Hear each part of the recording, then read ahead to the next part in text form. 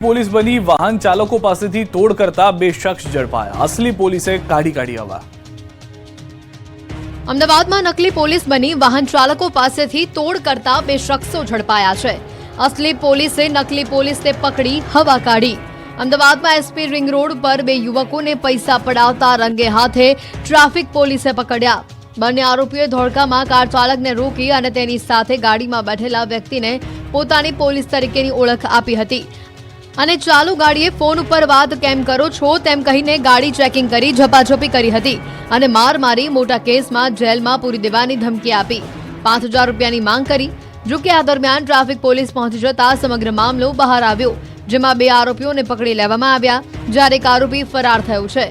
બંને આરોપીઓમાં એક આરોપી અમિત ઉર્ફ ભૂરિયો નાગર અગાઉ સરખેજ પોલીસ સ્ટેશનમાં આવા જ નકલી પોલીસ બની પૈસા પડાવવાના ગુનામાં ઝડપાયો હતો, જ્યારે બીજો આરોપી અનવારુ હલક અંસારી અગાઉ રખિયાલમાં એક ગુનામાં ઝડપાયો છે। હાલ બંને આરોપી વિરુદ્ધ ગુનો નોંધી વધુ પૂછપરછ હાથ ધરવામાં આવી છે। રાજકોટમાં કોંગ્રેસે હીરાસર ઇન્ટરનેશનલ એરપોર્ટનો રમકડાના પ્લેન બતાવીને અનોખો વિરોધ કર્યો।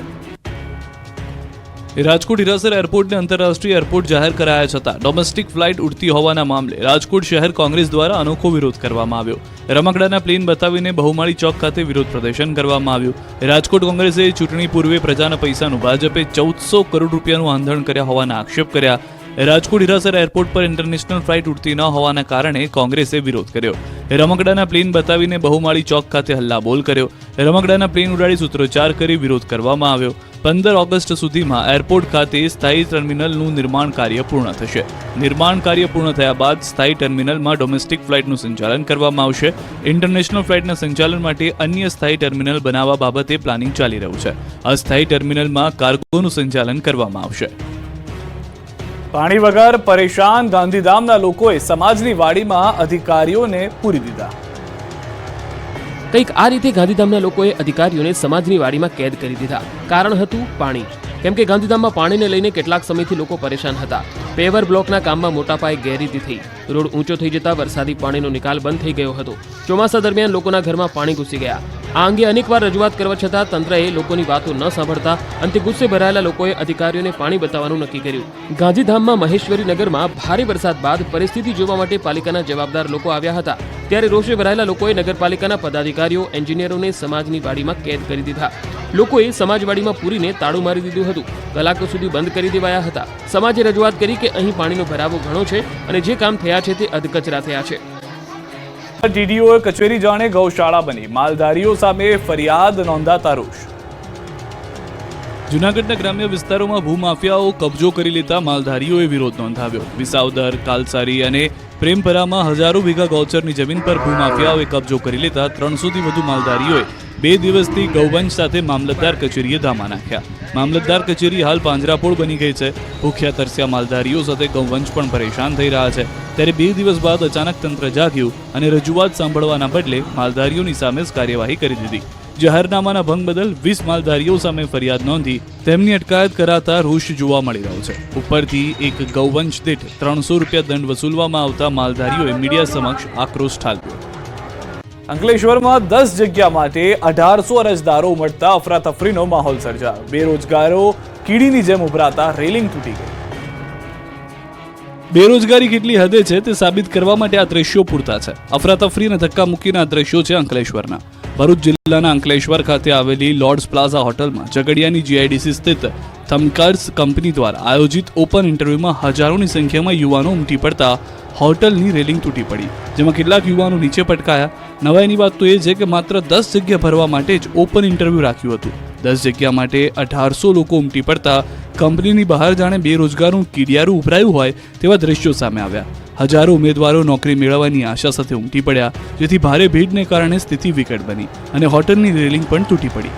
ઓપન ઇન્ટરવ્યુ રાખવામાં આવ્યા હતા ત્યાં જરૂરી સુવિધાનો અભાવ સ્પષ્ટ દેખાઈ રહ્યો હતો, ત્યારે જો કોઈ મોટી હોનારત સર્જાઈ હોત તો જવાબદાર હોટલ કે કંપની સંચાલકને ગણાવવા એ પ્રશ્ન પણ ઉદ્ભવી રહ્યો છે।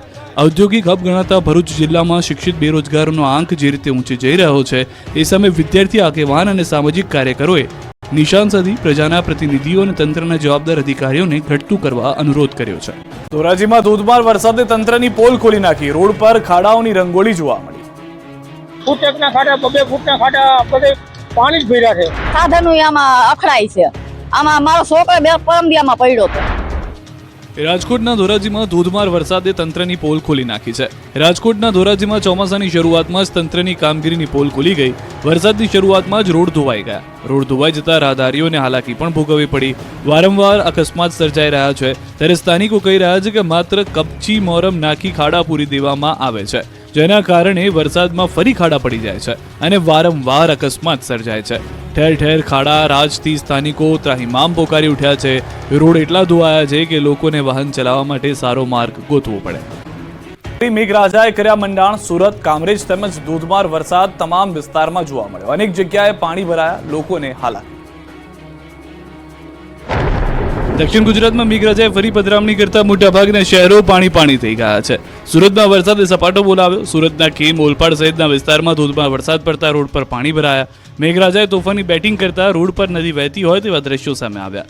રસ્તાઓ પાણી થયા. રોડ પર પાણી ભરાતા વાહન ચાલકો પરેશાન થયા. આ બાજુ સુરતમાં વરસાદને કારણે ડભોલીના હરિદર્શન વિસ્તારમાં પાણી ભરાઈ જવાથી લોકોને હાલાકી પડી. ત્યાં સ્કૂલ પણ આવી છે, જેથી વિદ્યાર્થીઓને સ્કૂલે જવા માટે ભારે મુશ્કેલીનો સામનો કરવો પડ્યો. આ ઉપરાંત આ રોડ પર પાણીના ભરાવાના કારણે નોકરી ધંધે જનાર લોકોને પણ ભારે મુશ્કેલી પડી હતી. રસ્તા ઉપર 1 ફૂટ જેટલા પાણી ફરી વળ્યા હતા, તો કેટલીક સોસાયટીઓની અંદર પણ પાણીનો ભરાવો જોવા મળ્યો. તો કતારગામ, ગોટલાવાડી, ટેનામેન્ટ નજીક મુખ્ય રોડ પર પાણી ભરાઈ જતા લોકો પરેશાન થયા.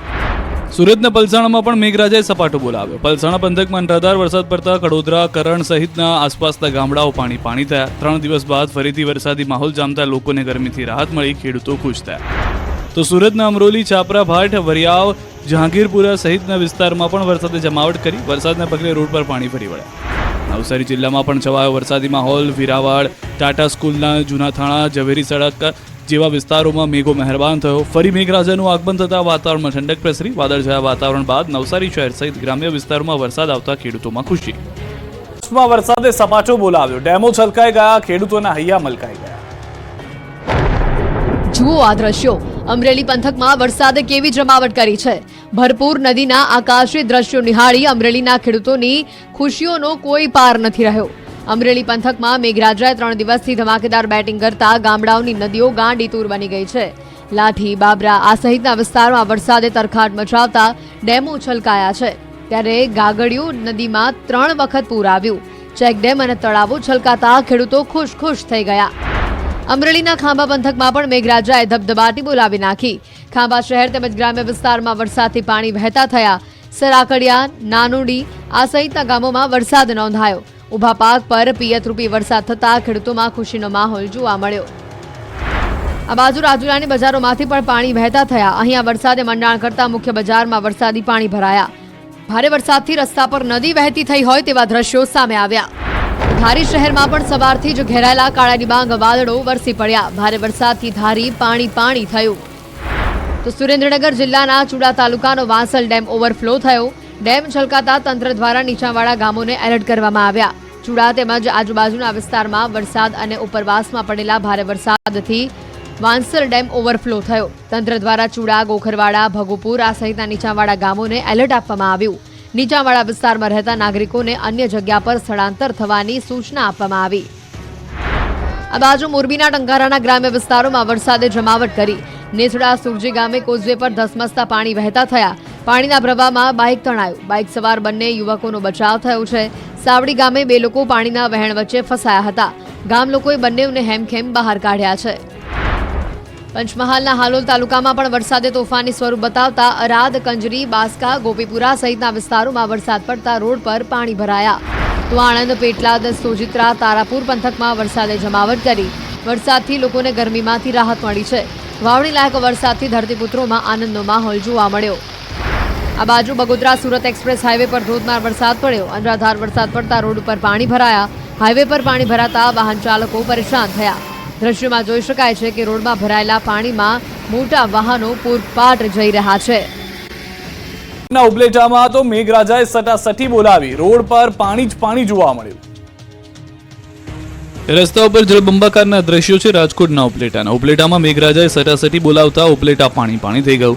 ઉપલેટામાં 4 કલાકમાં 2.5 ઇંચથી વધુ વરસાદ પડતા ઉપલેટાના માર્ગો જાણે નદી બની ગયા હતા. રોડ પર ધસમસતો પાણીનો પ્રવાહ વહેતો થયો હતો. નીચાણવાળા વિસ્તારો તો ટાપુ બની ગયા હતા. શહેરના ભાદર ચોક વિસ્તાર, શાક માર્કેટ વિસ્તાર, સિંધી બજાર, કટલેરી બજાર, હીરાબા પ્લોટ સહિતના વિસ્તારોમાં નીચાણવાળા વિસ્તારોમાં પાણી ભરાઈ ગયા હતા. રોડ પર 3 થી 4 ફૂટ પાણી ભરાતા વાહન ચાલકો ફસાઈ ગયા. રિક્ષા પણ ફસાઈ હતી. રોડ પર એટલું પાણી ભરાઈ ગયું હતું કે બેસવા મૂકેલા બાકડા ડૂબી ગયા. વેપારીઓને ચિંતામાં મુકાયા હતા કે ક્યાંક તેમની દુકાન પણ પાણીમાં ન ઘૂસી જાય. આ બાજુ ઉપલેટાના ગામડાઓમાં પણ વરસાદનું તોફાની સ્વરૂપ જોવા મળ્યું. ગ્રામ્ય પંથકના ખાખીજાળિયા, સેવંતરા, મોજીરા, તલંગણા, કુઢેજ, મજેઠી, લાઠ, ભીમોરા, સમઢિયાળા, કાથારોટ સહિતના અનેક ગામોમાં વરસાદે રમઝટ બોલાવી. જરૂરિયાત સમયે જ વરસાદ પડતા કપાસ, એરંડા, મગફળી, સોયાબીન જેવા પાકો પર જાણે કાચું સોનું વરસ્યું હોય તેવું ખેડૂતોને થયું.